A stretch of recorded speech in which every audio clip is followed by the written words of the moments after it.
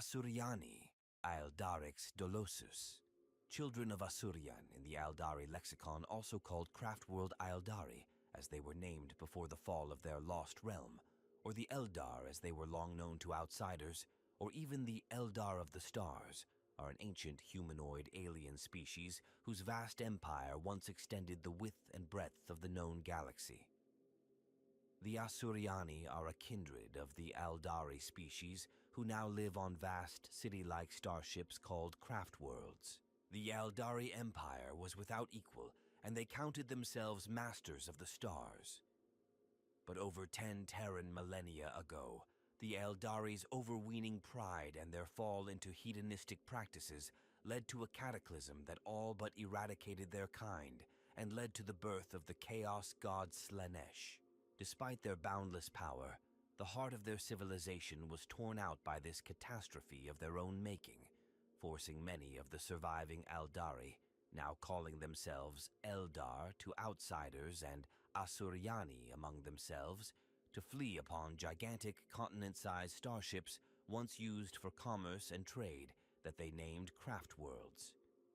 Now the Asuryani cling to survival by a thread, fighting the horrors of the galaxy with ritualized mental discipline and consummate martial skill. The Asuryani rely on mystical technologies like psychocrystalline spirit stones and the psychoactive wraithbone infinity circuits that comprise the skeletons of their craft worlds to store their souls after death and prevent their consumption by Slaanesh. It is the use of these technologies and their pursuit of a rigid system of behavioral modification to keep their darker impulses in check that shape the Asuryani lifestyle and define their culture as distinct from that of the other eldari subcultures. The eldari species has a long and complex spacefaring history, so long in fact that little is known for certain about the course of their physical evolution and early planet-bound existence. The original eldari homeworld was destroyed during the catastrophic collapse of the eldari civilization known as the Fall of the Eldari. The remnants of eldari culture that survived the cataclysm among the Asuryani preserved much of their species' history in the form of traditional stories, songs, and dance. Written records, monuments, and visual records were almost completely destroyed, except for a few instances where they were taken aboard voidcraft fleeing from the doomed worlds. As a humanoid race, eldari are physically very similar to humans, although not entirely identical by any means. They possess longer and cleaner limbs and fine aesthetic features with penetrating and slightly slanted, almond-shaped eyes. Their ears are also slightly pointed, but otherwise they could pass as human at first glance. The most obvious difference between humans and eldari can only be seen when they move, for the movements of an eldari radiate a subtle grace which is impossible for a human to emulate. This can be seen in even their slightest gestures or the dexterity with which they manipulate small objects. The eldari mind, while similar in general to the human psyche, is far more inclined towards emotional extremes. Because of this, eldari are more intelligent but also far more intense than humans. Although an eldari and a human can both feel grief or joy, the eldari's experience is likely to be far more extreme. This natural inclination towards emotional extremes is both a blessing and a curse to the eldari. On the positive side, it gives them an unparalleled appreciation of life and an unrivaled ability to express themselves through music and other creative endeavors. A melody or gesture made with grace and skill can elicit an intensity of pleasure which is unimaginable to a human. But this potential for joy is paralleled by an equal capacity to feel despair, ambition, and even hatred. Confronted by grief or other personal setbacks, an eldari suffers mental torments which far exceed the boundaries of human anguish. The extreme nature of their temperament makes it very important that the eldari maintain a measure of self-control at all times, for it is dangerously easy for them to become entranced by and ultimately dependent upon the experiences that their culture offers them. They must learn to control the darker side of their natures, which is no less an essential portion of the eldari psyche, and the source of the catastrophe that nearly caused their extinction. For this reason, The Asuryani are defined as a culture by their pursuit of the Asuryani Path. This philosophy teaches them how to balance their potent minds and pursue constructive goals rather than falling to the amoral pursuit of pleasure and selfishness that ultimately destroyed the ancient Eldari and still defines their dark kin, the Drukhari. The Eldari are a naturally psychic species, and all Asuryani possess the potential to become powerful psychers if they choose to pursue this path. The Asuryani can use these innate abilities to shape matter, which lies at the foundation of their extraordinary command of technology. Though highly advanced and feared across the galaxy, the Craftworld Eldari are still a dying people in the late 41st millennium, a shadow of their former glory, and their species teeters on the brink of final annihilation. The entire species of beings who once ruled the galaxy-spanning Eldari Empire for millions of Terran years are called the aeldari. In the wake of the fall of the Eldari, the survivors of the Great Cataclysm adopted new names for their varying subcultures or kindreds. The aeldari, who fled their ancient empire in the Craftworlds, eventually called themselves the Asuryani, since their culture was redefined by their decision to pursue the Asuryani path that they believed had been laid out for them by the chief Aeldari god, the Phoenix King Asurian. Linguistically reflecting their diminished status, the Asuryani made themselves known to outsiders as eldar, a name which came to be applied to the entire species by imperial scholars for many millennia. Likewise, the Drukhari were the malevolent faction of the ancient Aeldari who had chosen to remain within the webway after the fall and continued to pursue the decadent and hedonistic ways that nearly led to their extinction.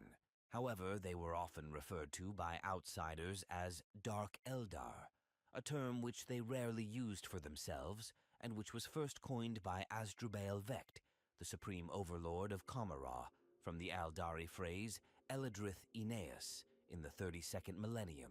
Those wilderness-loving Aeldari who settled on Maiden Worlds many solar decades before the fall in the hope of avoiding the worsening corruption of the Eldari culture are known as Exodites. The servants of the Eldari laughing god Segarak, who were protected by his influence within the webway from being slain during the fall, are called the Harlequins, in the most common translation of the Eldari term for the faction into Low Gothic. In recent years, since the formation of the Inari faction, which contains members of the Aeldari species from all of the other kindreds, it has become common for many of the Asuryani to once more refer to themselves using the ancient term Aeldari. This reflects the Inari belief that with the awakening of Aeneid, the Aeldari god of the dead, their species is once more on the path to resurrecting its lost glory. In the era Indomitus, the term Aeldari has come to be preferred to Eldar, though the original name for the Asuryani best known by the Imperium of Man is still often used interchangeably. However, it is now more correct to refer to the Eldari of the Craftworlds as simply Eldari, Craftworld Eldari, or when comparing them to the other Eldari kindreds, the Asuryani. The Drukhari are still often referred to in the Imperium as Dark Eldar. Superficially, the Eldari appear very similar to humans in their anatomy, although the comparison can only be made on a superficial basis, for in their minds and souls, the Eldari are truly alien. The Eldari stand taller than a human male, with longer, cleaner limbs and handsome, striking features to human eyes. Their skin is pale and unblemished as polished marble, yet with a surprisingly supple strength hiding beneath it.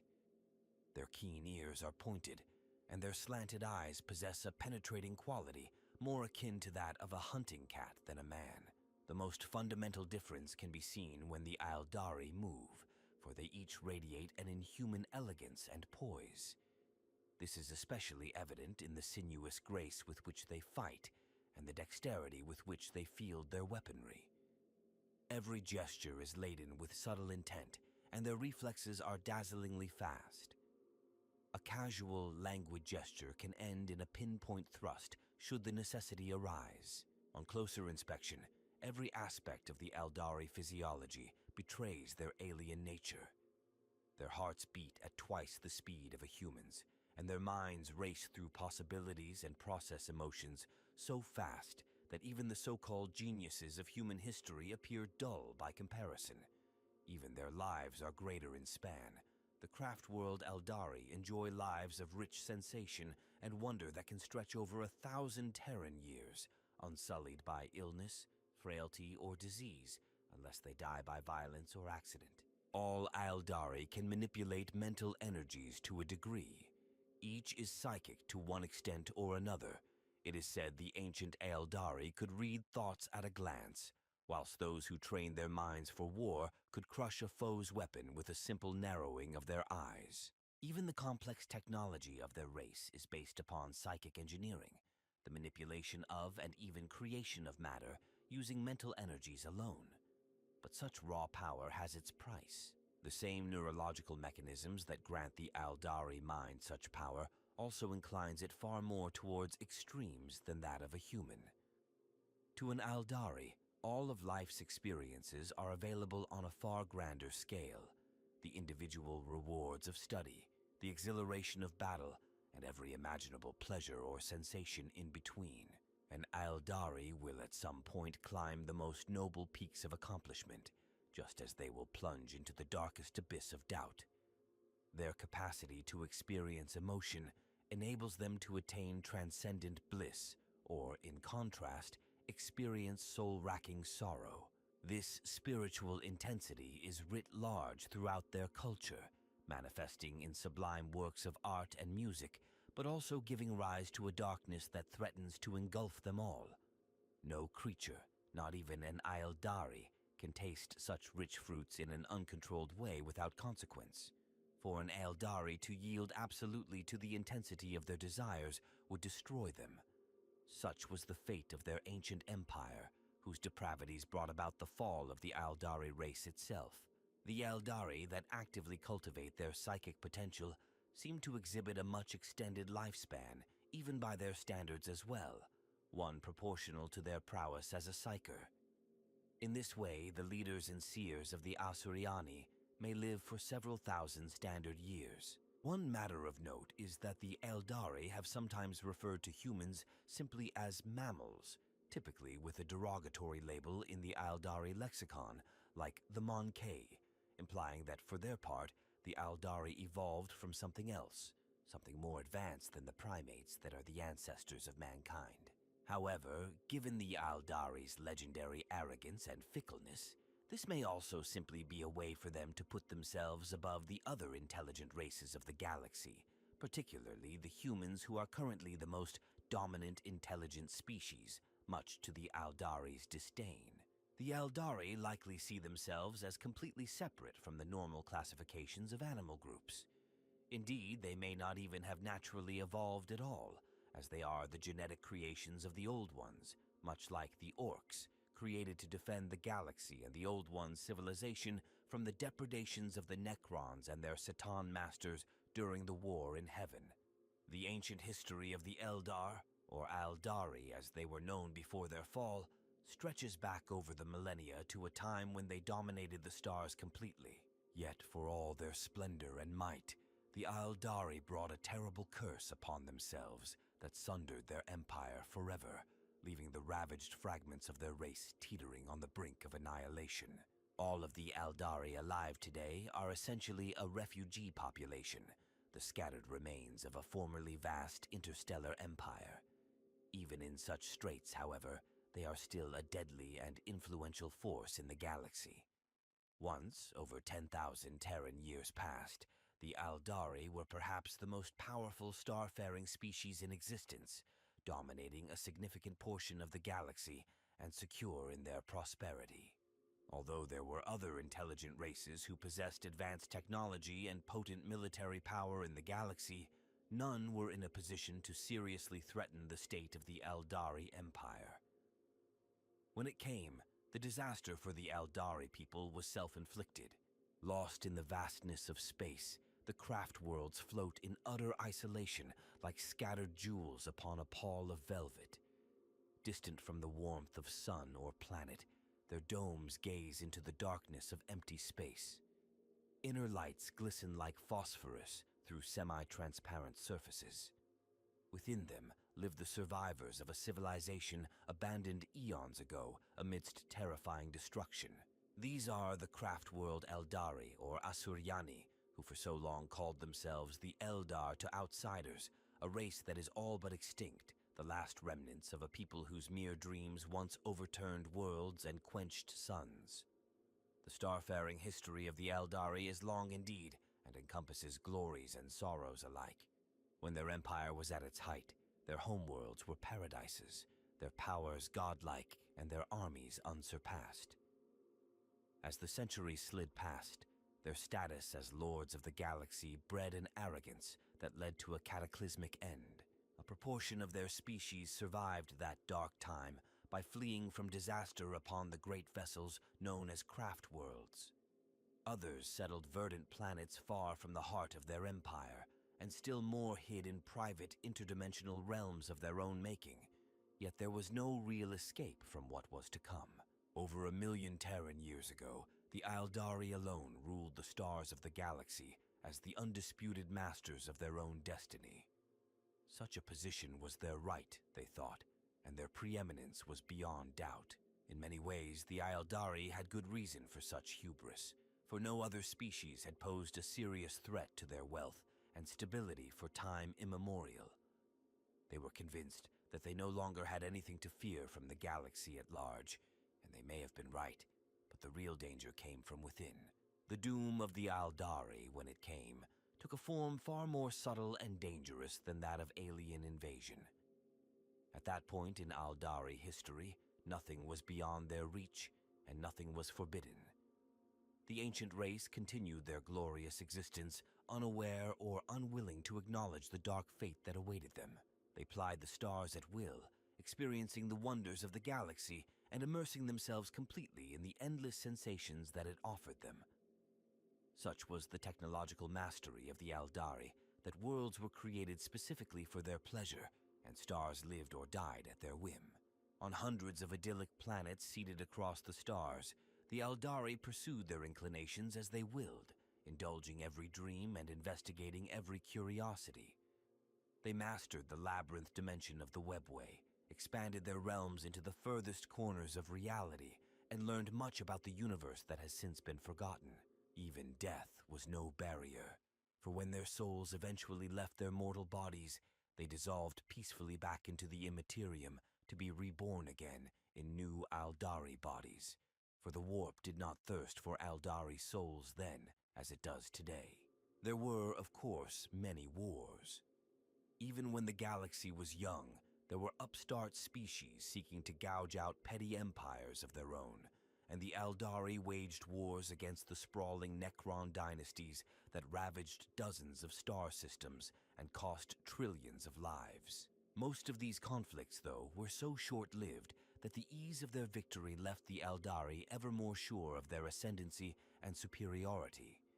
Even the greatest of all their wars, known in the mythic cycles of the Craftworlds as the War in Heaven, did not humble them. In their hearts, the Eldari reigned supreme, and no other power could end their dominance. The catalyst that brought about the Eldari race's fall came from the very depths of the Eldari's collective psyche, the innate need to fuel their passions and indulge in every extreme of sensation. The Eldari had long outgrown the need for physical labor or manual agriculture due to the highly advanced and automated nature of their technology. Society provided all the required necessities of life without individual effort, leaving long Terran centuries for the Eldari to spend sating their every desire. Fueled by an inexhaustible curiosity, many gave way to their most hedonistic impulses. Exotic cults sprang up across the Eldari domains that eclipsed the noble pursuits of old, each dedicated to esoteric knowledge or sensual excess. The core of the Eldari race began to look inwards, inexorably seeking new ways to explore the full range of emotion and sensation. With no need to perform substantial work or labor, the Eldari began to pursue their curiosities and desires with all the dedication that only their species could muster. In the later days of Eldari civilization, cults devoted to exotic knowledge, Physical pleasures and ever more outrageous forms of entertainment sprang up. It did not take long for many of the eldari to pursue a darker path to achieve instant fulfillment as they came to revel in unbridled hedonism and violence. Such behavior was perilously decadent and, in the end, corrosive to the soul of the race. The pursuit of excess gradually became a blight upon the whole society. Many of the eldari grew uneasy with the actions of their comrades, and the wisest of the seers warned that this path could lead only to evil and suffering for the entire species. As these pleasure cults gained a tighter hold over their society, the eldari became increasingly divided. Those who saw the foulness that corrupted their people for what it was early on became known as exodites, fleeing to found colony worlds on the fringes of the eldari Empire. As the civilization slid further into anarchy, others repented of their ways in the days just before disaster struck and left the central worlds of their empire to settle in the outlying regions of the galaxy, where they built great world ships called Craftworlds. Other eldari stayed on the homeworlds to try and alter the path their people had taken. Most continued to glut themselves on the pursuits of the depraved. The heartfelt sorrow of those left who mourned the loss of innocence eventually turned to bitterness and spite. In time, brother fought brother, and sadistic killers stalked the shadows in search of victims for their vile lusts. No life was spared in the pursuit of pleasures both murderous and perverse. A sickness of vice overtook the eldari race, and blood flowed through the streets amidst the bestial roar of the crowd. Their hidden, interdimensional realms within the webway became sprawling palaces of avarice and sadism, and entire worlds were bent to the pursuit of the darkest of sensations. As the moral corruption of the eldari people tightened its stranglehold, echoes of their ecstasy and agony began to ripple through time and space. In the parallel dimension of the Imperium, the reflections of these intense experiences began to coalesce, for the shifting tides of the Empyrean can take form around intense emotion emitted by thinking beings in real space. Slowly, silently, a nascent god of excess grew strong in the depths of the warp. The torture cults eroded the future of the eldari as a viable galactic empire. While this debauchery would have been destructive within any society, it was even more damaging for the eldari because of their powerful psychic abilities. Within the parallel dimensional realm of the warp, the psychic emanations of these perverse activities began to gather, strengthened by the souls of departed eldari hedonists and pleasure cultists.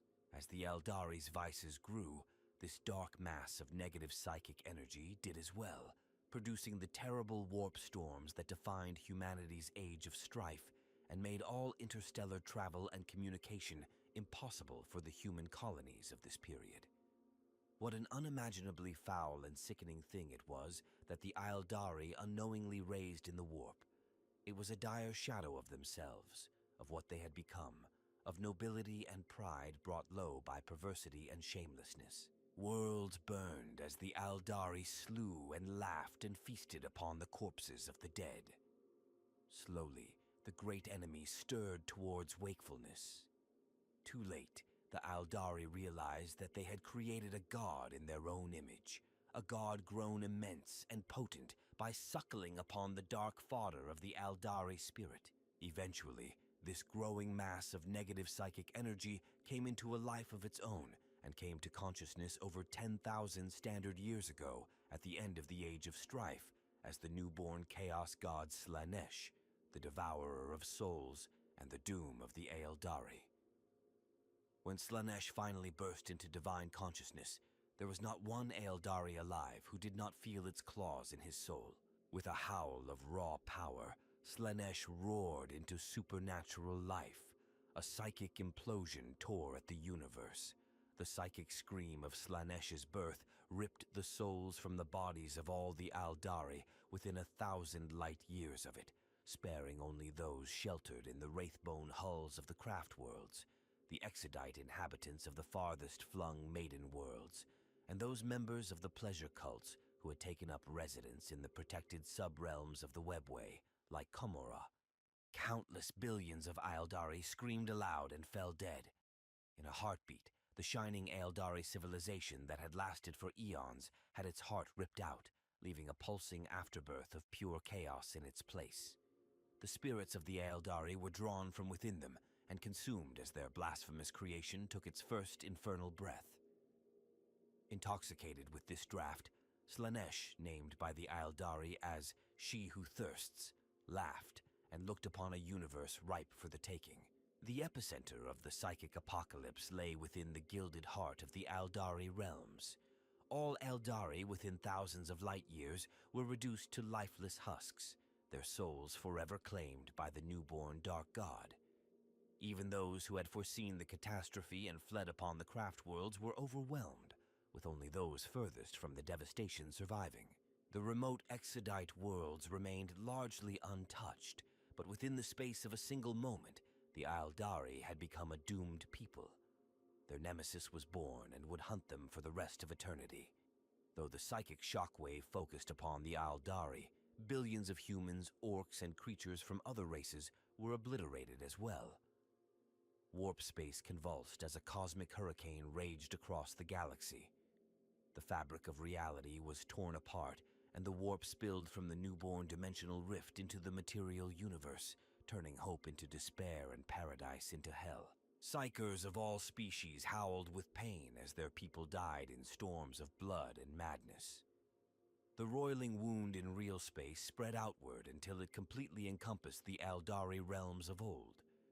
This gaping lesion would come to be known as the Eye of Terror, the largest area in the galaxy where the warp and the material universe overlap until the birth of the Great Rift in 999.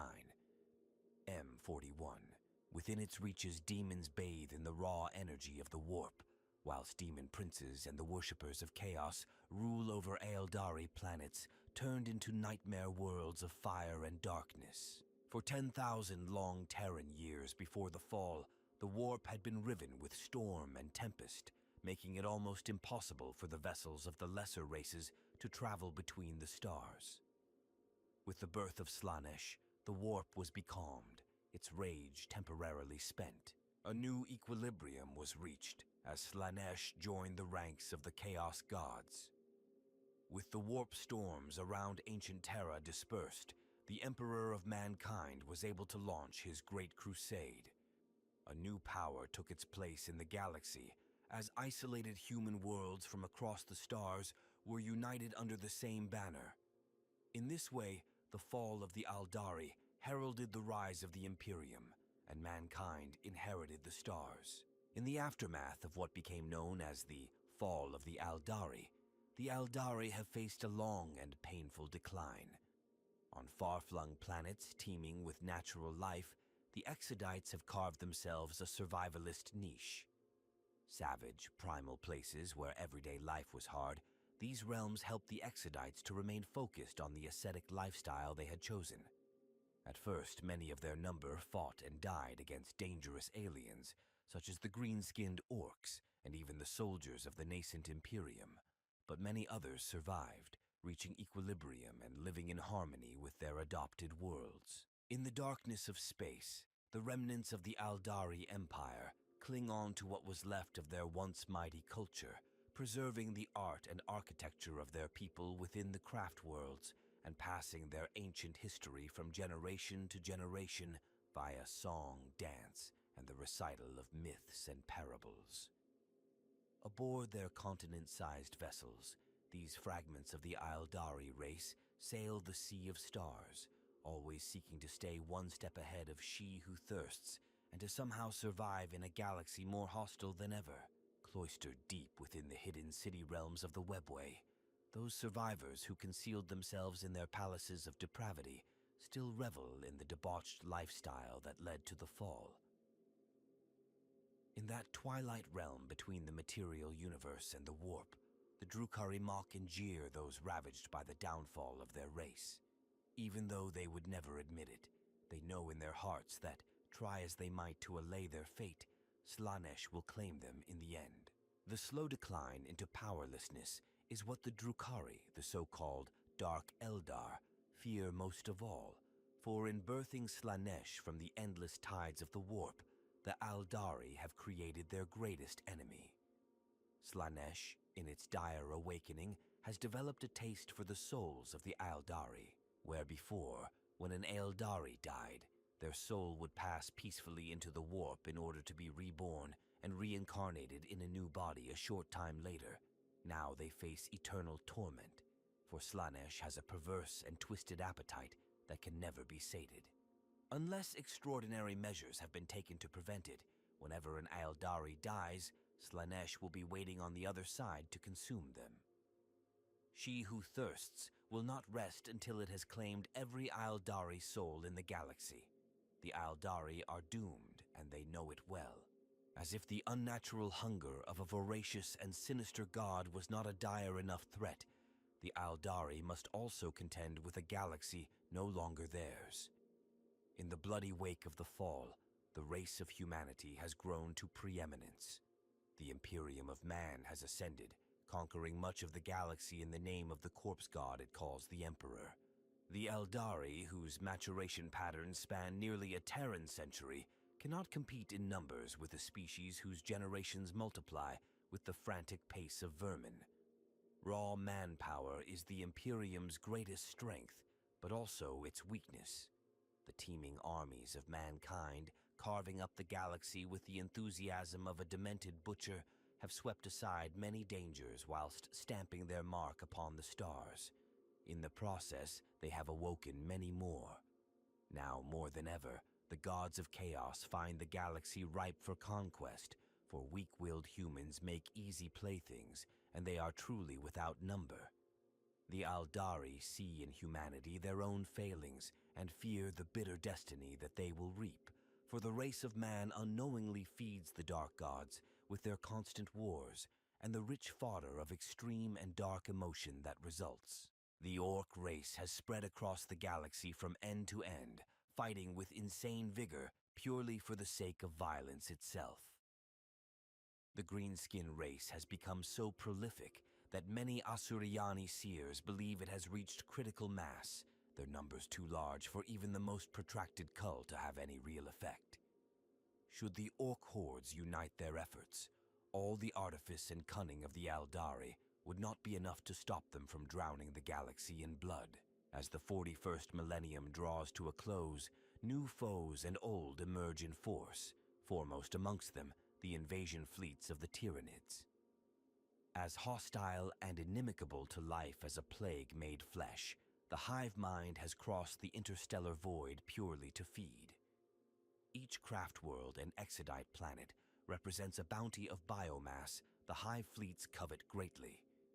They will expend billions of weapon beasts in order to devour Aeldari realms, fashioning ever deadlier creatures from the remains of their foes. However, at least the Tyranids are confined to the fringes of the galaxy. Not so the Aeldari's oldest enemies. From their tombs the dread Necrons awake, nigh immortal foes from before the fall, their lords eager to renew their timeless war against the Aeldari race. For those Aeldari who yet survive, war is their only hope. Their foes, both new and old, lack the technology, wisdom, and skill of the children of the stars. In numbers alone are their enemies insurmountable. Even when staring extinction in the face, the Aeldari will not flee nor yield. They are a proud people, determined that the flame of the craft worlds blaze brightly once more, rather than flicker and die out. Towards the end of the 41st millennium, the galaxy was all but split in half by the Great Rift. To the Aeldari, it was known as the Dathadian, and as a highly psychically attuned species, the etheric phenomena that accompanied it affected them most of all. The cicatrix maledictum, that great tear across the fabric of time and space, has further divided the fractious kindreds of the Aeldari species. After the coming of that celestial cataclysm, the Eldari craft world sent out psychic communiques, reaching out to one another across the void. 2 of the world ships did not respond, their spiritual traces dwindling with every passing hour. Some amongst the spirit seers of the Asuryani believe their souls have empowered Aeneid, the god of the dead, and that those craft worlders will never be seen again. To a stellar empire as large as the Imperium of man, This would have been considered acceptable losses, for humanity's realm contains 1,000,000 worlds and more. For the Asuryani, it was a cost so high it wrenched at the heart. Perhaps one day the lost craft worlds would return, just as Altanzar was drawn from the gullet of the warp by the odyssey of the Phoenix Lord Malgan Ra. But for now, they were gone. Far from uniting the survivors against the tide of chaos spilling into the galaxy, that great loss fomented discord, and the rift between the factions of the eldari grew all the wider. Simple geography was itself a contributing factor, for the craft worlds were too far scattered across the galaxy to easily unite, and even the eldari paths through the webway, that maze of metaphysical pathways that spanned the interstice between real space and the warp, were now battered and torn at by the raging fury of the Imperium. Though the Harlequins continued to walk that strange unrealm at will and do what they could to unite the Asuryani and Comerite Drukhari in purpose, the resentment and isolationism that had long characterized the fractured eldari species only worsened. In the cultural hearts of the eldari peoples, the wound of the Dathadian festered in silence. No civilization could look upon a sky mauled by the warp stuff of chaos and not feel affected by it. To a people as sensitive to psychic energies as the eldari, the scar in reality was a constant dull ache in the mind, a reminder of all they had lost. Perhaps it would never have existed at all were it not for the formation of the Eye of Terror, born from the sickening cataclysm of Slanesh's birth. Across the galaxy, nightmares of guilt, doubt, and surging aggression racked eldari and drukhari alike, and they steeped themselves in battle against tides of chaos worshippers in the hopes of assuaging these negative emotions. A new era of war began as the turmoil within was turned into merciless strikes against ancient enemies, emerging foes, and former allies. Much of the blame for the disastrous events was put at the door of the rapidly growing Inari movement and, by association, upon Biel-Tan. There, the populace had been divided between fervent support for Yvraine, the leader of the Inari, and the outright condemnation that followed her visitation, coinciding as it did with the subsequent invasion of the craft world by a ravening Slaneshi horde and the fracturing of its infinity circuit. Amidst that appalling catastrophe, a new strand of fate was revealed, one that some believed would lead the eldari race to greatness once more. The being that Yvraine summoned from within Biel-Tan's broken wraithbone skeleton was an avatar of a sort, and its very existence was proof of Aeneid having stirred from his slumber. There was a chance that the Whispering God could save their souls from she who thirsts once and for all. Barring only those dark kin of Kamara whose powers have atrophied, all eldari possess some degree of psychic ability. Since the Great Rift split the galaxy, those gifts have burgeoned in a variety of different ways. It is generally accepted amongst the far-seers of the craft worlds that this is a direct result of the Dathedian introducing a vast bleed of psychic energy into the galaxy. Of all the eldari, the craftworlders are most in tune with matters psychic, and without the Asuryani Path system, that cultural process by which an Asuryani focuses his or her mind upon a single pursuit or skill to avoid the temptation of all others, they may have found this flare of psychic activity maddening and possibly even disastrous. Yet the discipline of the path was developed precisely to turn the eldari mind into a fortress against such unfettered activity. Of all the civilizations in the galaxy, the Asuryani could be said to have ridden out the swell of psychic energy the best, for in many ways they had been ready for it. Their entire culture was built around discipline, guardianship, and self-denial to prevent their worst excesses rising to doom them all. Those Asuryani who trod the witch path found their prophetic glimpses escalating into full and potent visions, magnifying their ability to parse the skeins of fate and react accordingly. On every craft world, their runes of warding burned out at a daunting rate, the protective symbols being used up almost as fast as they could be regrown from psycho-reactive material. But for now at least, the inner psychic threat posed by their demonic nemeses was held at bay. With this influx of psychic energy came other new abilities for the Asuryani. Even those warlike souls who honed their physical skills over the mental found their talents blossoming when they brought the two into perfect balance. Aspect warriors channeled the echoes of the eldari war god Cain and focused the resultant energies through the lenses of their glorious exarch leaders. When howling banshees charged en masse, the wind itself screamed its fury alongside them.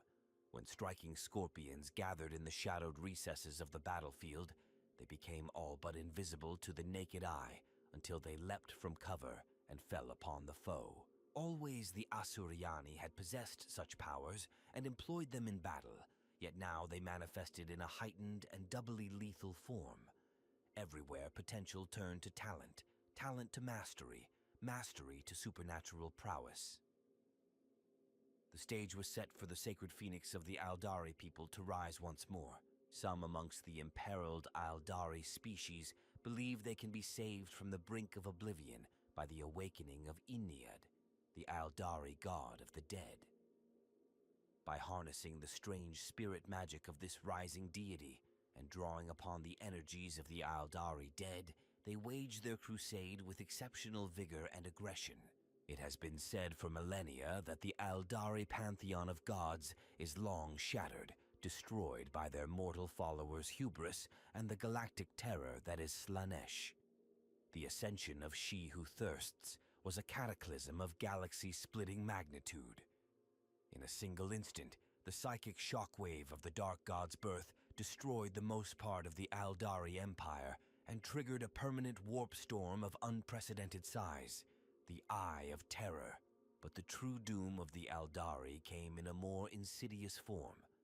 As the Asuryani tell it, their metaphysical cycle of reincarnation into new bodies after their souls passed into the warp for a time was severed by the violence of Slaanesh's birth, and the gods that once ruled over them were consumed. After a titanic duel with Slaanesh, Kala Menshakena, the Eldari god of war, was shattered into 1,000 pieces that would take refuge in the infinity circuits of the Craftworlds.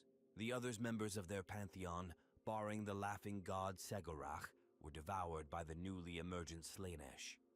From that point on, when an Eldari died, their soul would enter the warp and likewise be consumed by She Who Thirsts, a destiny far worse than mere oblivion.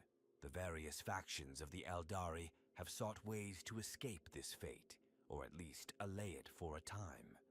The Asuryani, for instance, wear psychocrystalline waystones that act as safe havens, absorbing their souls upon the moment of death.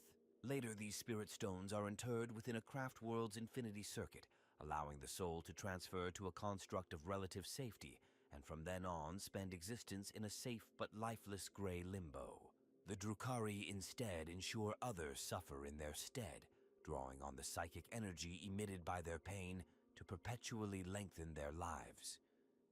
This is a devil's bargain that only postpones their inevitable consumption by Slaanesh. Small wonder that many Eldari hailing from either faction were quick to seize on the possibility that there was another way to evade their nemesis, and perhaps conquer it forever. This they called Ennead. There is an ancient and controversial school of thought regarding mortality in Asuryani society, recently brought back to prominence by the prophecies of Kisadurus the Anchorite. It posits that when every one of the Eldari species has died and passed into the infinity circuits of the Craftworlds, their departed spirits will form a Gestalt consciousness.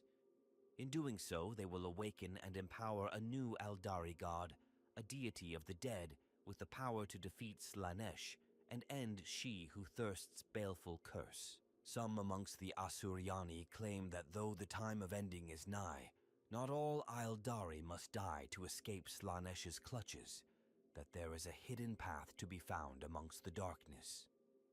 Foremost amongst these is Eldrad Ulthran, the High Farseer of Craftworld Ulthwé. Upon the crystal sands of the moon of the imperial world of Port Demesnes, Coheria, Eldrad put into motion the grand plan that would alter the course of his people's destiny.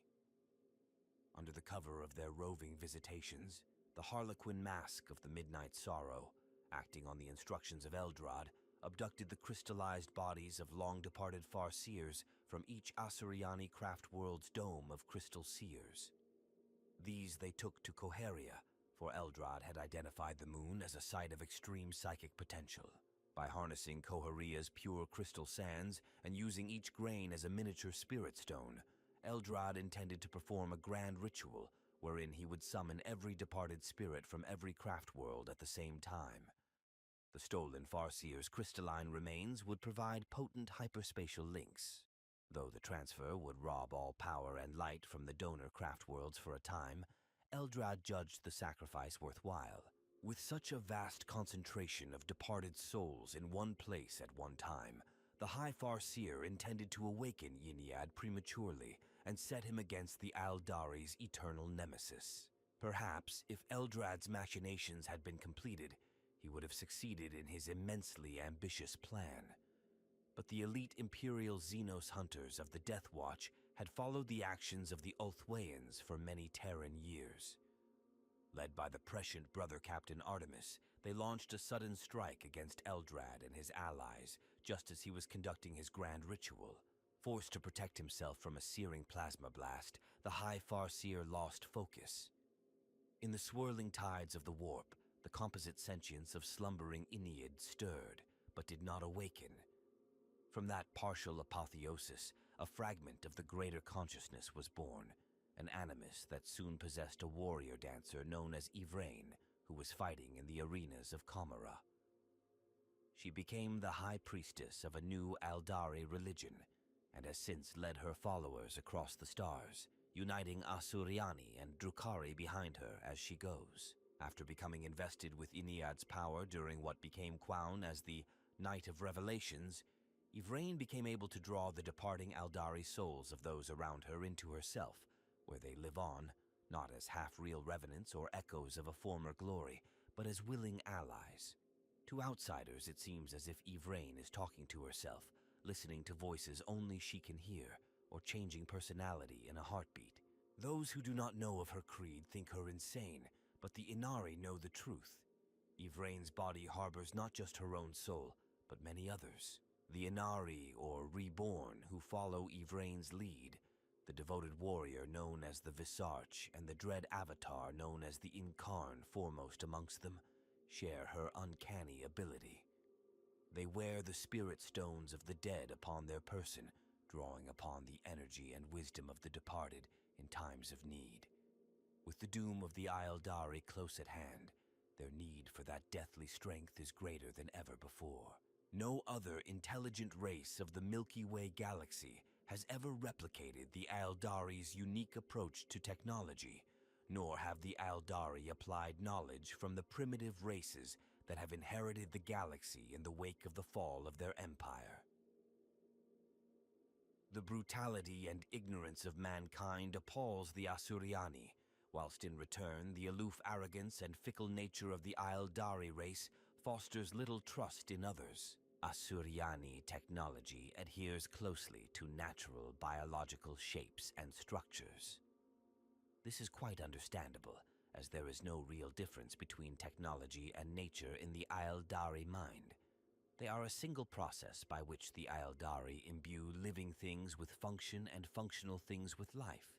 The materials the Asuryani use in their engineering are complex and varied ectoplastics that can be formed into solid shapes under psychic pressure. In some respects, they are more like living tissue than inert substances, growing and reacting to their environment in a similar way to plants. The completed device or artifact may work in a conventional manner, but it is always operated by psychic means. The greatest of the materials the Asuryani employ is called wraithbone, an immensely resilient substance that is grown rather than made, more resilient than adamantium and far more flexible. When a wraithbone construct is damaged, it will gradually repair itself, a process that can be accelerated by the psychic chanting of an artisan known as a bone singer. Because of this, the greatest Asuryani war constructs and the craft worlds themselves are made almost entirely from wraithbone, giving them extreme durability and strength. As part of their potent psychic inheritance, one ability common to many Asuryani is called psychomorphism by the human magi biologists of the Adeptus Mechanicus. In crude terms, this gives the Asuryani the psychic ability to shape matter and create simple artifacts from basic raw materials. More complex items can be made by several individuals with the ability working together or with the aid of forging machines that enhance the creative process. Asuryani can also move small objects using a form of psychokinesis, and it is by this means that they build their most sophisticated devices. Some Asuryani can influence the structure of growing matter by a form of empathic telepathy. This empathic ability may have been particularly important during the early development of the eldari race, enabling them to promote the fertility and fruitfulness of edible crops and reshape the growth of trees to make simple shelters. During their primitive evolutionary stage, the eldari undoubtedly benefited greatly from these abilities. The first eldari villages and towns are supposed to have been living structures grown from trees, often covering many square Terran kilometers and reaching high into the air. Structures like this can still be found on worlds colonized by the eldari exodites in later times, and aiming the ruined cities of the lost crone worlds of the eldari Empire in the Eye of Terror. Because of their natural psychic abilities, the eldari learned how to make and shape raw materials at a very early stage of cultural development. By means of their mental abilities, they were able to refine materials and shape the resulting metals and stone into whatever they desired. Asuryani technology thus has a very ancient history, and the pace of its progress was closely tied to the slow overall evolutionary and cultural development of their species. There was never a sharply defined industrial phase of eldari history, as there was for the humans of old Earth during the Age of Terra, but rather a steady growth in competence and knowledge over a very long period of time. A particularly eldari aspect of all their technology is that its forms often adhere closely to natural biological shapes and structures found in the living world, as noted above. This is quite understandable, as there is no real difference between inorganic technology and nature in the eldari mind as there is to humans. They amalgamate into a single process by which the eldari imbue living things with function and functional things with life, as protection against the lure of excess, and to guard against any recurrence of the fall of the eldari. The people of the Craftworlds adhere to a set of strictures known as the Asuryani Path. Through the rigid emotional discipline of the path, they master their inclination towards sensation-seeking, instead focusing their prodigious intellects and energies upon the pursuit of one specific goal. Since the fall, those eldari who fled upon the Craftworlds have faced their inescapable doom. The battles they have fought in the name of survival have been many and violent. Yet their most important struggle is a spiritual one, for the nature of their psyche remains fundamentally unchanged. As ever they were, the Asuryani are prone to emotional extremes. Perhaps the greatest difference between the ancient eldari and their descendants is that the Craftworlders have learned to fear wanton experience, shunning the indulgences of the past. To ensure temptation is put behind them, the philosophy often called aeldari, or the Path, governs every aspect of Craftworld eldari life, enabling the Asuryani to harness their emotional and intellectual intensity safely, without jeopardizing themselves or those around them. In adult life, every Asuryani chooses for themselves a discipline that they then make their task to master to the exclusion of all else. Each discipline is a path unto itself, and each path may necessitate further choices and specializations. Once an Asuryani has walked a path for long enough, they choose another, then another. Though they forsake each path in turn, their soul is nourished by the experiences upon it. An Asuryani may tread many different paths in their life, and the skills they learn on each journey serve to enrich further accomplishments.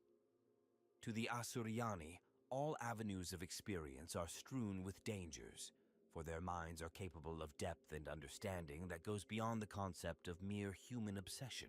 Such dangers are often likened to traps or nets, waiting to catch the unwary and hold them fast in the chains of compulsion.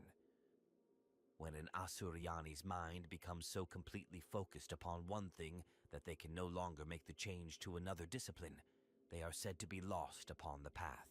This is a frightening and final fate for all Asuryani, and it can befall any of their kind despite the discipline and training that they receive. In the case of the path of the warrior, these individuals are called exarchs, though there are examples that correspond to other paths, such as the Farseers and the doomed bards of Twilight.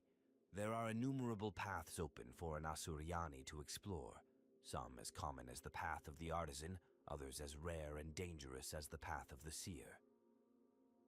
Each offers its followers a complete way of life. Those Asuryani who have mastered the less esoteric paths are no less respected than their brethren. After all, the artisans are those who create the craft worlds themselves and their contents, calling masterpieces into being with the care a musician lavishes upon their harp or a warrior upon their sword. It is from the ranks of those upon civilian paths, such as these, that the guardian militia are mustered in times of need. The eldari are a race beset on all sides by warfare. Would that it were not this way, for eldari generations are few and far between, and they can ill afford to lose their numbers. Young Asuryani often believe they can rebuild the glory of their empire with fire and passion, but their elders know well that their shattered civilization is locked in a struggle for simple survival.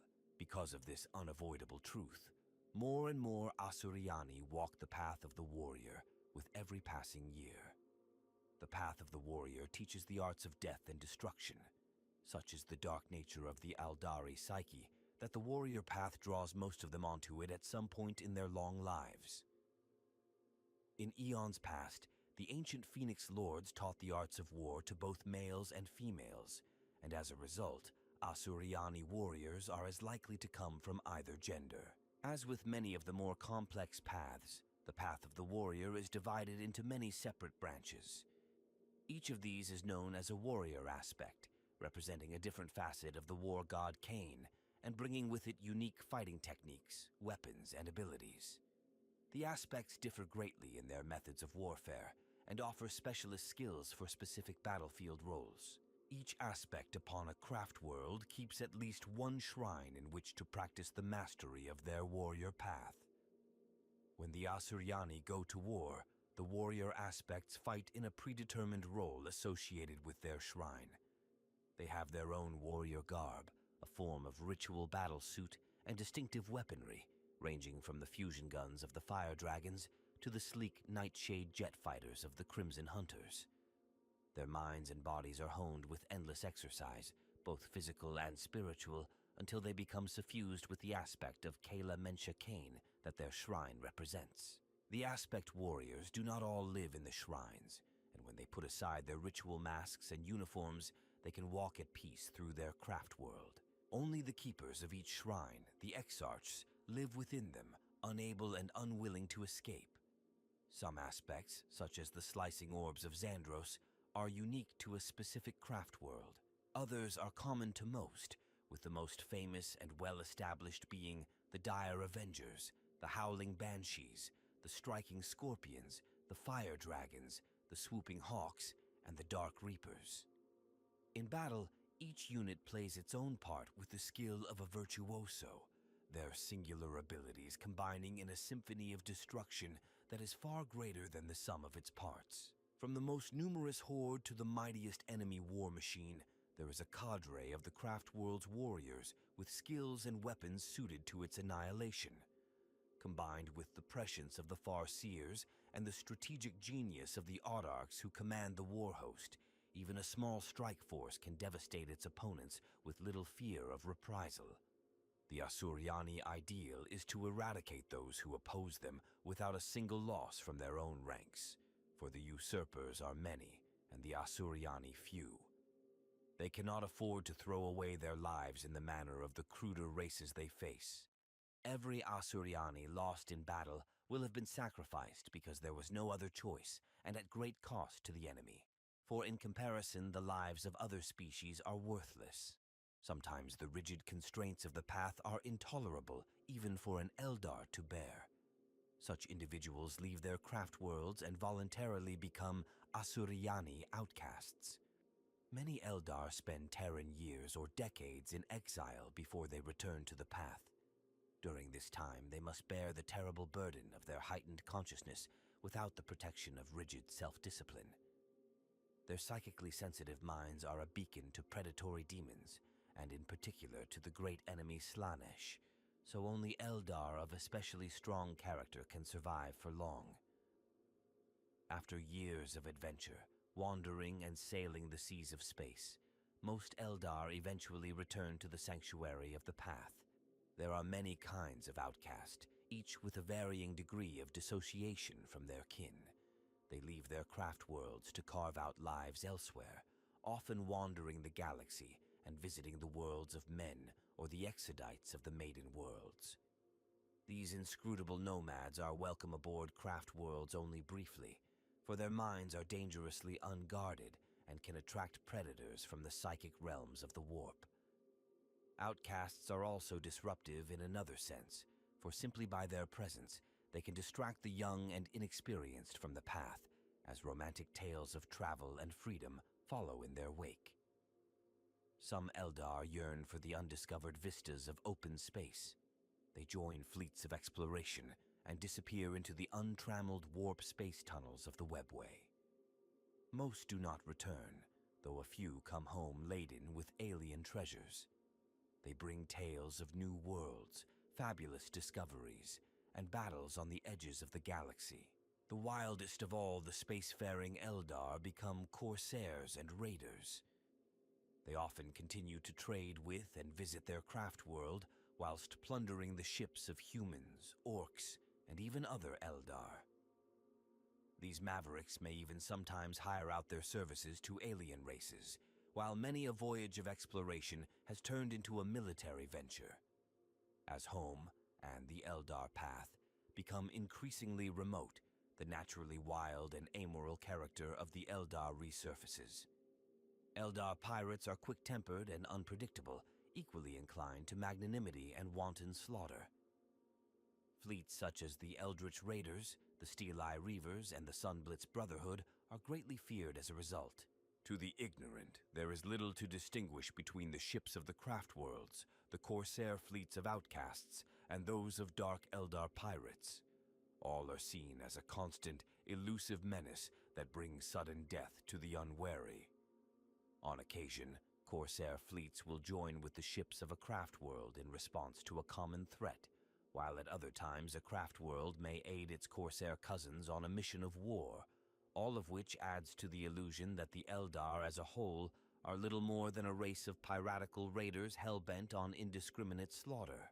While the seer and the warrior are two of the most visible paths of the Eldar, there are hundreds of others. Many Eldar will choose the study of an instrument or art form as their path, while others might devote themselves to the development of a science or the refinement of some technology. These paths, while equally important to the survival of the Eldar, tend to be far more varied and far less all-consuming than those of the seer and the warrior. Notable among the other paths is that of the Bone Singer, the title given to those that maintain and repair the psychoactive wraithbone components of the Eldar craft worlds. Also notable is the path of the Mariner, the path followed by those who devote themselves to crewing spacecraft. In the time leading up to the Great Fall, not all the aeldari that remained on their empire's homeworlds fell to the lure of perversity and hedonism that birthed Slaanesh. Many remained behind, struggling to turn their species from its doomed path. Unable to do so, many of the greatest seers caught glimpses of the darkness to come and undertook a titanic effort to save their people. For each aeldari homeworld of the Empire, a gigantic starship was created, sung from wraithbone and so massive as to be nearly a planetoid in itself. The last uncorrupted individuals from each world were loaded onto these ships, along with works of art, plant life, and animals, all that could be saved. In these so-called craft worlds, the final Aeldari exodus began, and only barely in time. The psychic shockwave of Slanesh's birth in the 30th millennium caught some of the craft worlds and destroyed them, while others were pulled into orbit against their will around the Eye of Terror, to be forever assaulted by the forces of chaos until they are destroyed or corrupted. The rest drift through the galaxy, their exact number uncertain, as contact can be difficult and intermittent. There are several craft worlds of particular fame known to the Imperium. The craft world's populations, a people who call themselves the Asuryani, but were known as the eldar to the Imperium and other outsiders, probably compose the majority of the surviving eldari species, although it is impossible to say just how many individuals this is. The craft worlds are certainly the seat of the remaining eldari industry, technology, and culture, as they contain the only vestiges of their original homeworld civilization. Most of the craft worlds contain special biodomes that house plants and wildlife from the original homeworld of the craft world's people, and these are carefully tended. Although each craft world is essentially independent in its actions and governance, they will generally offer and accept aid and advice from one another. Although not common, sometimes craft world disagreements will cause two to clash on the field of battle, though this is always a last resort. Every craft world contains an infinity circuit, which is essentially the wraithbone skeleton of the craft world itself. Within this crystalline matrix of solidified psychic power, the souls of all the craft world's dead reside in a form of group consciousness, providing both a well of potent psychic power that can be harnessed by the ship during times of distress and a massive ancestral mind to advise and guide the living. With the rise of Slanesh, the infinity circuit is the closest thing that the eldari have to an afterlife. If their souls are not caught and integrated into it, they will be lost into the warp and devoured by the great enemy, whose resonant chaos energies draw eldari souls into itself, much as moths are drawn to a flame. For this reason, the Asuryani will defend their craft worlds with a fury and tenacity almost unrivaled by other intelligent species. They risk losing not only their home, but their very souls as well. Far out on the frontiers of the galaxy, on the edge of explored space, lies the Alaitok craft world. The Alaitok Asuryani are zealous in their vigilance against the touch of Slanesh, even more so than other Asuryani. Alaitok is an unusually strict craft world in making sure its citizens follow the Asuryani Path and other craft world traditions. In response, many of the more freedom-loving individuals from this craft world choose instead the path of the outcast, becoming rangers or even eldari corsairs who roam the galaxy and make their living raiding primarily Imperial commerce. While all craft worlds make use of the rangers, who are the most highly accurate snipers amongst the eldari, none field or produce more than Alaitok. Though Alaitok rangers do not reside upon the craft world and prefer to travel the galaxy, these rangers retain their loyalty to Alaitok and will return to their home craft world on occasion to visit family and friends. Aside from deploying large numbers of standard rangers, Alaitok is also the only craft world to field the highly skilled rangers known as Pathfinders. These snipers, without compare, can cause havoc amongst even the most powerful and numerous of enemy forces. In times of extreme need, such as when the Imperium of Man's forces invaded Alaitok, the craft world sometimes recalls its rangers to contribute to Alaitok's defense forces. Whereas their kin have forgotten their people's duty to watch for the return of their ancient enemies, the Necrons, the Asuryani of Alaitok, have not. When the Necrons first began to awaken in the late 41st millennium, Alaitok was quick to respond, sabotaging the systems of awakening tomb worlds and lending aid to exodites threatened by their re-emerging enemies. Alaitok uses a sword rune which represents the Sword of Vol, the final divine weapon forged in eldari myth for the Smith God's desperate battle against the war god Kala Mensha Kane. It represents the defiance and determination of the craft world's people. Alaitok and its forces are associated with the colors blue and yellow. The craft world is known to be located in the Ultima Segmentum, That was the heart of the ancient Eldari Empire. The Black Library of Chaos, better known simply as the Black Library, is the secret craft world that serves as the Eldari's repository of forbidden lore concerning the ruinous powers that exists somewhere within the labyrinthine passages of the Webway. The Eldari Craftworlds became the only surviving sources of their ancient knowledge of sorcery and the ruinous powers of chaos after the fall of that race to the birth of Slanesh. As the Craftworlds have drifted apart, this knowledge has consequently become fragmented, and as some Craftworlds have become lost over the millennia, more precious Eldari knowledge has been lost with them. The Black Library is governed by a body of the wisest Asuryani Farseers, drawn from all of the Craftworlds known as the Black Council, and is protected by the masks of the Harlequins as part of their service to the laughing god Segorak. The Black Council is the closet the fractious Eldari race has come to, an advisory body that looks after the interests of the entire race. The Eldari know more of chaos than mankind ever will, and still more was lost during the fall. A single source of Eldari knowledge has remained untouched and inviolate since the fall. In a hidden location, some say at the very center of the Webway, the Eldari's network of interdimensional tunnels that crosses the galaxy, rests the tomes, books, scrolls, and codices describing the Eldari's complete and extensive knowledge of the warp. The forbidden lore of the Black Library describes the blandishments, influences, forms, creatures, perils, promises, and horrors of chaos. The existence of the Black Library is known to only a few, and entry is allowed to even fewer individuals. The library defends itself against the weak and those who would misuse its knowledge by refusing entry to all except those who have acknowledged and tempered the chaos within themselves. The immature, who are still vulnerable to the promises and seductions of chaos, find that they are unable to pass through its gateway. As a result, only the solitaires of the Harlequin troops are allowed to come and go freely, although some say that a human, perhaps an inquisitor, has also been allowed to do so. The most martial of the craft worlds, the people of Bieltan, constantly strive to return the ancient Eldari Empire to its former glory. For the Asuryani of Bieltan, the path of the warrior, the life stage that encompasses the aspect warriors, is always considered the first step upon the Asuryani path.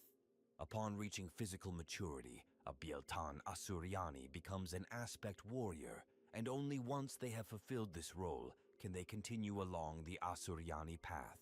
The Asuryani of Bieltan have a strong honor code and believe that the best way to die is in battle fighting the enemies of Bieltan and the Aeldari. Consumed with bitterness, they wage an endless campaign of genocide against those foolish enough to cross their path. Bieltan's armies contain the highest percentages of elite troops of all the craft worlds, and few of the staple citizen militia called guardians that most craft worlds call upon in times of war. Their highly trained forces are known as the Swordwind, and they often come to the aid of exodite worlds beset by orcs, Drukhari, or other Xenos dangers. As the Asuryani of Bieltan see it, when the time comes for the Aeldari to reclaim what is rightfully theirs, the Paradise Maiden worlds and the planets of the Exodites will be the first staging points for their conquest. The world rune of Bieltan is also the Eldari rune of rebirth, and its name actually means the rebirth of ancient days. The Eondin craft world was once one of the largest and most prosperous of all the remaining Asuryani craft worlds. The Eondin barely survived an attack by the Tyrannid Hive Fleet Kraken, which nearly destroyed the craft world and killed 4/5 of its population. On the verge of total annihilation, Eondin was saved from complete destruction by the exiled Eldari corsair Prince Iriel, who had formerly been the High Admiral of the Eondin fleet. Iriel and his outcast Eldari pirate raiders, even though previously vowing never to return to Eondin, could not bear to have their home craft world destroyed and launched an attack on the Tyrannid fleet. The subsequent battles destroyed much of the craft world's infrastructure. Today, many of its sections are still in ruins, and the population is spread thinly across its ruined sections. This forces Iyanden to often call upon the spirits of its fallen in its infinity circuit, raising more than the typical numbers of Wraithguard and Wraithlords to aid their dwindling warriors in battle. Asuryan the Phoenix King is the oldest and greatest of the ancient aeldari deities. He is the father and king of the gods, the ancestor of all living things. The world rune of the Iyanden craft world means light in the darkness, a reference to the ever-burning shrine that honors Asuryan and the flame of hope for the Asuryani of Iyanden. The Asuryani craft world of Saim Han was one of the first craft worlds to abandon the Crone worlds as the fall of the Eldari approached, heeding their Farseer's warnings. As such, they have spent far more time isolated from the rest of the Asuryani than the other major craft worlds, although the Saim Han do maintain contact with and have a very similar culture to the Exodite worlds. They are fierce warriors who place upon martial honor a higher value than their sophisticated kin. This, coupled with their pride, has sadly led them into conflict with each other and different craft worlds. While this generally takes the form of an organized duel between representatives of each craft world, in which first blood is usually sufficient to end the matter, the high number of deaths from these conflicts has lent to the barbaric reputation of this craft world among other Asuryani.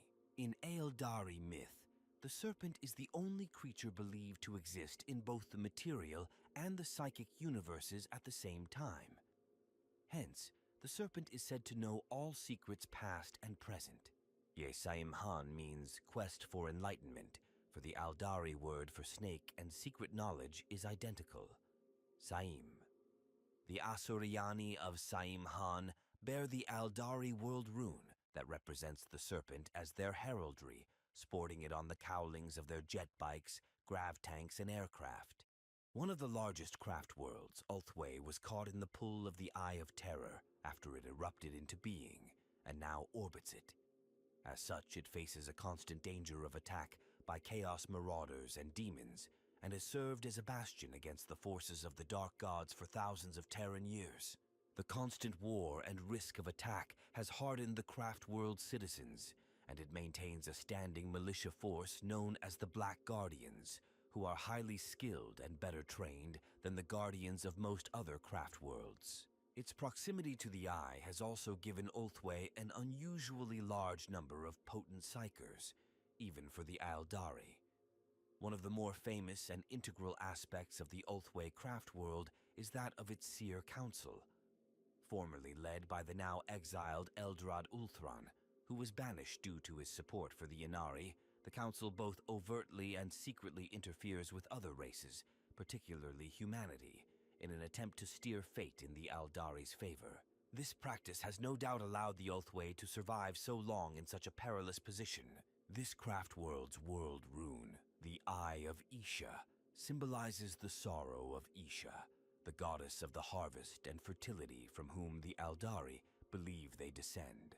Isha, it is said, wept bitterly when Asuryan, the king of the gods, ordered her separation from her mortal children. Vol forged her tears into the first glittering spirit stones so that her grief might not be in vain, and mortals might still be able to commune in some form with the realm of the gods. Today, the warriors of Ulthwé bear this symbol as their sigil, a poignant reminder of the divinity they lost long ago. The craft world Eldari cling tenaciously to their folklore and traditions. The characters and events of ancient legend are commonly discussed, and comparisons drawn between mythic events and those of the present day. Every Eldari is familiar with the epic songs and dances that form their mythic cycles, and references to these tales are immediately understood by others of their race. The principal characters of the mythic cycles are the gods, their mortal descendants, the Eldari, and the monstrous adversaries they fought. The chief and oldest of all the gods is Asuryan, the Phoenix King and leader of the Pantheon. His first brother is Kala Mensha Kane, the bloody-handed god. Kani is the master of both war and murder, and he symbolizes wanton destruction and martial prowess. Third of the greatest gods is Val, the crippled smith god who is often depicted chained to his own anvil. Isha is the goddess of the harvest, from whom the Aeldari race is descended. The youngest goddess is Liliath the Maiden, mistress of dreams and fortune, whilst the third of the trinity of Aeldari goddesses is Morai Heg the Crone, an ancient and withered creature who holds the fates of mortals inside a rune pouch made of skin. As well as the many gods, there are countless mortal heroes descended from the gods, who founded the great houses still echoed today upon the Craftworlds. These include the great hero Eldanesh, who was slain by Cain, and whose blood is said to drip eternally from the war god's hands. Eldanesh had many descendants, the Eldanar, of whom Inrium the Young was the last. Rivals to Eldanesh were the descendants of his brother Ulthanash, whose bloodline exists upon Craftworld Yandin to this day. At the moment of its birth, Slaanesh decimated the Aeldari pantheon and stole the gods' power, with only 2 of their number surviving the fall of the Aeldari. The laughing god Segorak escaped through guile, while Kala Mensha Cain, the strongest and most warlike of the Aeldari deities, endured through might. Slaanesh and the bloody-handed god fought a titanic battle in the warp, and despite Cain's mastery of war, Slaanesh, glutted with stolen power from the souls of the Aeldari and the other gods, eventually proved the stronger. But exhausted from the struggle, Slaanesh could not destroy and consume the Aeldari god outright. Instead, Caini was rent into fragments. Each shard of the war god came to rest within the wraithbone core of a craft world, where it took root and grew into an avatar of the bloody-handed god. To this day, these murderous avatars of Caini are still awoken by the craft worlds to lead the Asuryani to war. While the Aeldari still revere all the gods of the ancient pantheon and preserve their stories within the mythic cycles, they do not call on them for aid or hope for their intervention any longer. However, a new god, Aeneid, the Aeldari god of death, who is not a part of the old myth cycles, was long said to be forming from the souls of the Aeldari dead within the infinity circuits of the Asuryani Craftworlds. Aeneid's awakening was dramatically accelerated during the Battle of Port Demesnes in 999, M41 by a ritual undertaken by the Farseer Eldrad Ulthran. Partially awakened within the Imperium, Aeneid reached out across the galaxy and chose the former Aeldari Corsair and Comorite arena gladiator Yvraine, the daughter of Shades, to serve as his prophet and high priestess. She founded a new Aeldari religious group, the Inari, who in the era Indomitus seek to unite all the Aeldari factions across the galaxy to destroy Slaanesh and restore the Aeldari's lost glory. Kala Mensha Coin is one of the only 2 surviving gods of the Aeldari before the recent awakening of Aeneid. In the old Aeldari pantheon, he was second only to Asuryan himself in power, and was often shown as the enemy of Vol, the smith god. He is also the most violent and reckless of the gods. Asuryan was so appalled by Caini's murder of Eldanesh, a mortal Aeldari, that he cursed Cain and made his hands drip eternally with the blood of Eldanesh, so that all would remember what he had done. The Aeldari say that when Slaanesh awoke, Slaanesh can appear as either gender at will, consumed each of the other Aeldari gods in the warp in turn. While his counterparts were all devoured, Cain took up his great sword and did battle with Slaanesh in the Imperium instead. Cain was not strong enough to destroy Slaanesh, but he was too powerful to be defeated. Instead, his psychic signature in the warp was broken and scattered into pieces. These divine fragments were driven from the warp, where they had done battle, and came to rest in the heart of the infinity circuit of each craft world. These pieces of the god became the avatars of Kala Mensha Cain, that serve as the most potent unit to provide support to the Asuryani militaries of the Craftworlds. In times of war, the Asuryani can awaken the avatars to lead them into battle, though the price is the sacrifice of an exarch's life, for the avatar needs to possess a physical body to enter the material universe. The avatars of Cain are towering monsters with skin of iron and molten cores, hands permanently dripping with blood, as Cain's did in the mythic cycles. The only other known surviving god of the ancient Aeldari pantheon, Segorak, also known as the Laughing God, the Great Harlequin, the Great Fool, and the First Fool, was a consummate trickster and the greatest artist among the Aeldari gods. While most of the Aeldari gods were destroyed by Slaanesh during the fall of the Aeldari, according to legend, this deity survived because his mocking and less self-interested nature distanced him from the collective psychic corruption and decadence of the ancient Aeldari Empire that birthed the Dark Prince. Other legends tell that when all the other gods were destroyed, Segurak fled before Slaanesh until Cain rose to do battle with She Who Thirsts. It is said that during the fight between Slaanesh and Cain, the laughing god hid behind Cain for protection, and in the aftermath of the struggle, Segurak fled into the webway where Slaanesh could not find him.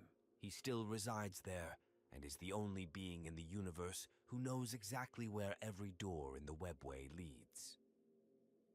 As the master and patron god of the mysterious Harlequins, Segurak is the only Aeldari god that still remains in his original form. The Harlequins are protected from the soul thirst of Slaanesh in a different way from their Craftworld brethren. While the Asuryani wear spirit stones which absorb their souls when they die to prevent them from being devoured by Slaanesh in the warp, the Harlequins are directly protected by their faith in their god's power, becoming one with his warp emanation upon their death. The only exception to this are the Harlequin solitaires, whose souls must be won from Slaanesh after their deaths by the Laughing God. Sometimes known as the Phoenix King, Asuryan was the king of the pantheon of Aeldari gods. While the mythic cycles seem to indicate that he held sway over all the others, he was nevertheless consumed by Slaanesh in the warp. He is often depicted in relation to fire and light, his chief symbols.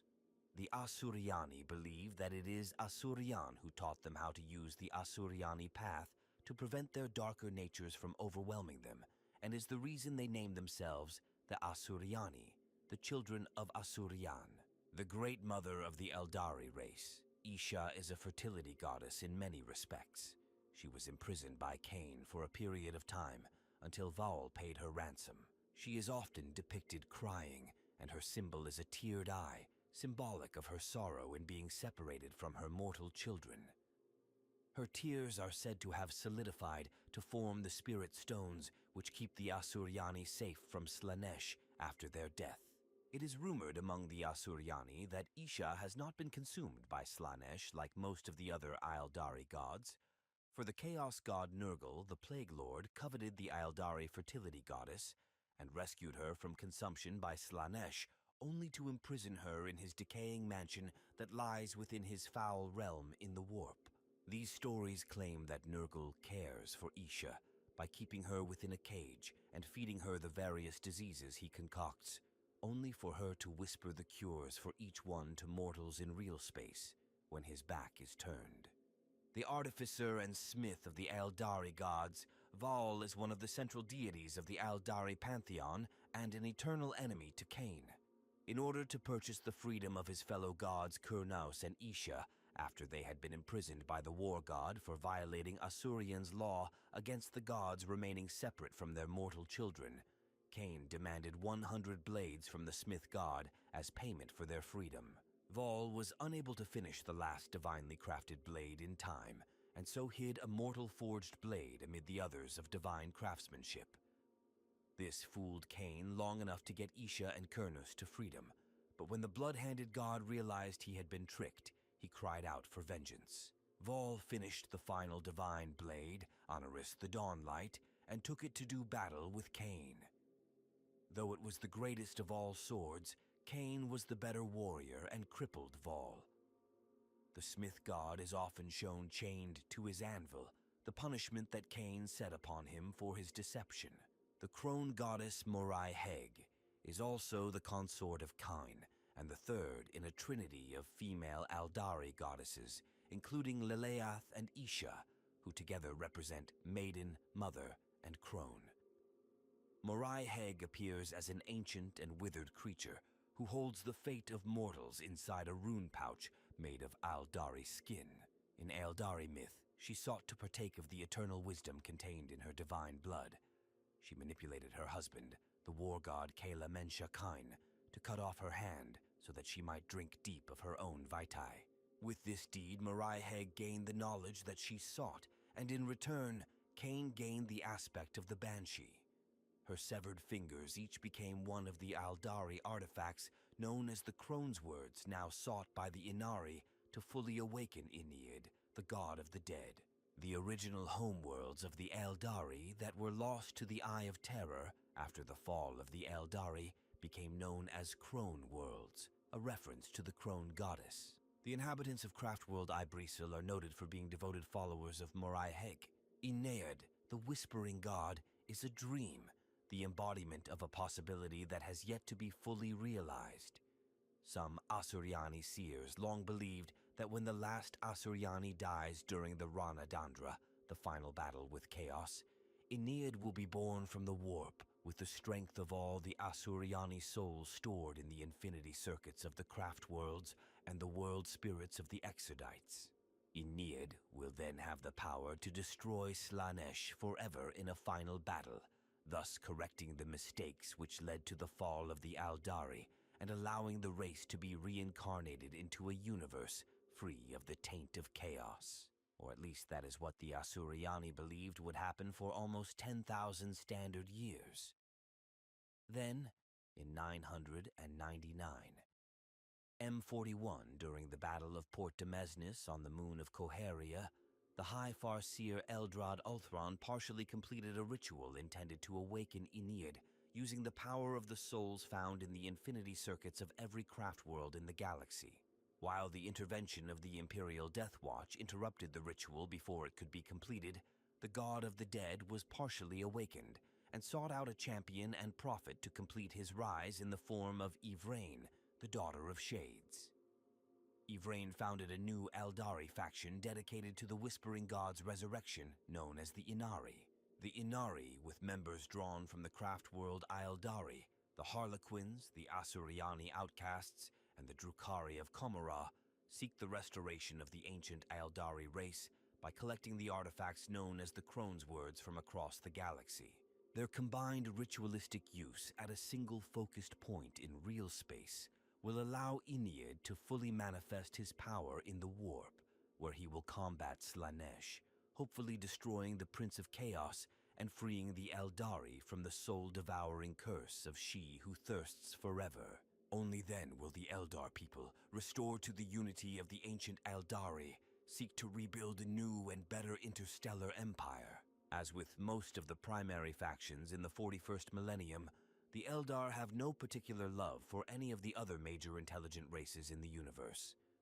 Though they abhor the forces of chaos more than any other, since they have lost more than most civilizations to the predations of the ruinous powers, they do not particularly desire to share their knowledge or coexist with their fellow spacefaring species.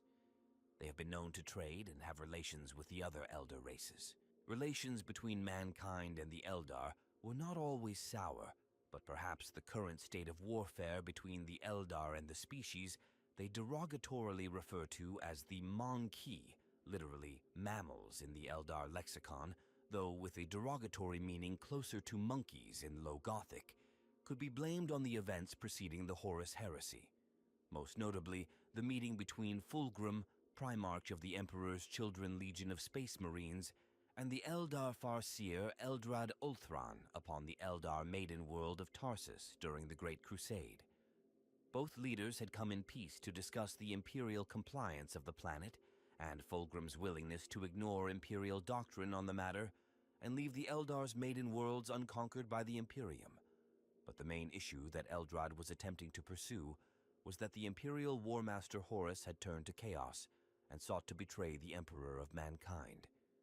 However, Eldrad was unaware that Fulgrim had already been tainted by contact with the Slaaneshi demon blade that he had recovered from the world of Laren, and the supposedly peaceful meeting soon turned into a bloody battle when Ulthran sensed that the Emperor's children had already been corrupted by She Who Thirsts.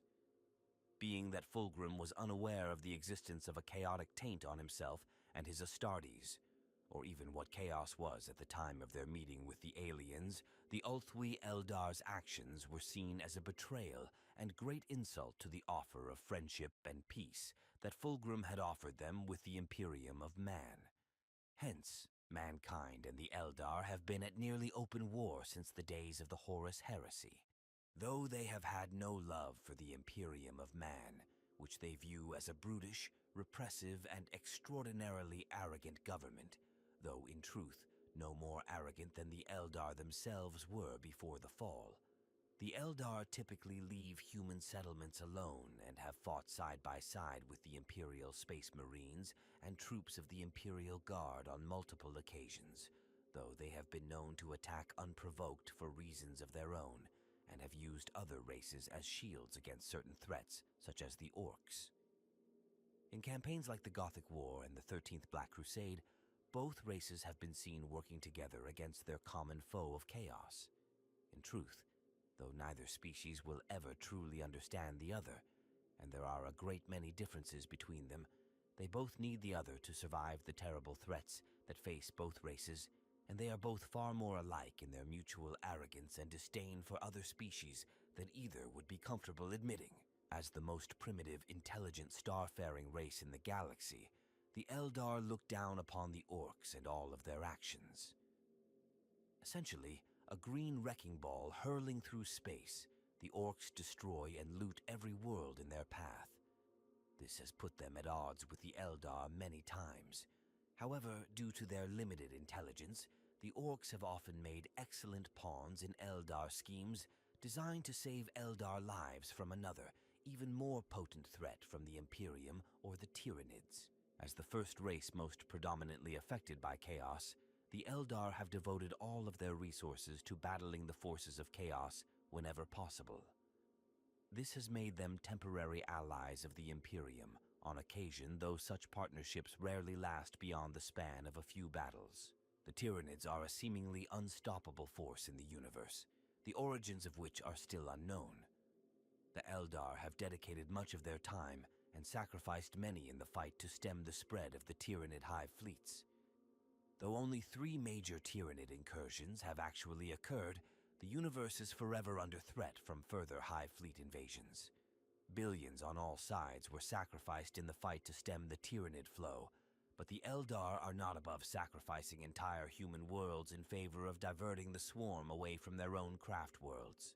Perhaps the most notable conflict between the Eldar and the Tyranids was the bloody battle between the craft world Iyanden and Hive Fleet Kraken, which reduced the massive Eldar city ship to mere remnants of its glory, and which was saved only through the timely intervention of the pirate Prince Uriel and his eldritch raiders. The Eldar have much experience with these dark, evil beings, since they were originally created by the Old Ones to aid them in their ancient war with the Necrons. The Eldar have been searching for ways to rid the universe of the foul Necrons for thousands of years. As a relatively recent addition to Warhammer 40,000 lore, the Necrons are a threat to all life in the universe, putting the Eldar in alliance with the Imperium once more against this foe. As usual, such alliances are fleeting and do not last beyond major battles against the Necrons. So far, there have been no reports of any major contact between the Eldar Craftworlds and the Tau Empire. However, it can be assumed that one of 3 things would happen should the Eldar and the Tau have more contact.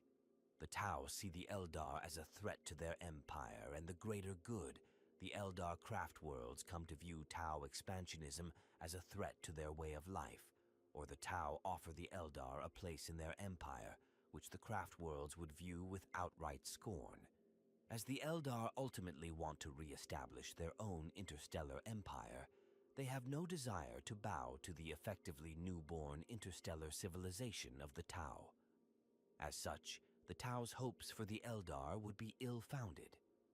Finally, the Eldar and the Tau may come into conflict because the Eldar don't believe in the Tau's overriding philosophy of the greater good. The Eldar were sailing the stars long before mankind, never mind the Tau, and have actually physically interacted with their own gods in the past. The Tau Empire's philosophical belief of the greater good would seemingly have little appeal to the far older, more cynical Eldar, most of whom would likely consider Tau ideology to be grossly naive.